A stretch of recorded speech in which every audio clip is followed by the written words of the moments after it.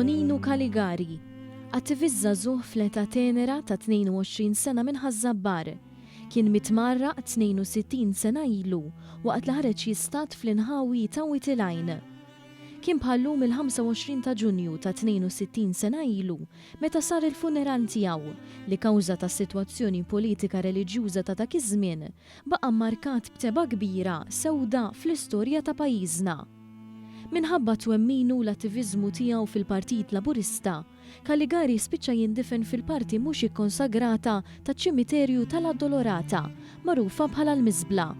L-aħħar vjaġġ tiegħu ra mijiet ta' persuni ta' kull età b'ideali laburisti. Bħal tiegħu kien id-destin ta' oħrajn f'dawk iż-żminijiet. F'dan il-perjodu ikraħ impost mill-Knisja Maltija tal-Arċisqof Mikil Gonzi kienu ndifnu wkoll fil-Miżbla għad ta' laburisti bħal George Gravina, José Ellul Mercer, Tony Zara, Carmenu Cini, Amletu Spiteri u Liza Zammit. Kien it-8 ta' April tal-1961 meta l-Knisja Maltija imponiet l-interditt fuq il-membri kollha tal-Eżekuttiv tal-Partit Laburista wara li l-Ministru Lori Sant kien ilu bl-istess kundanna minn sena qabel.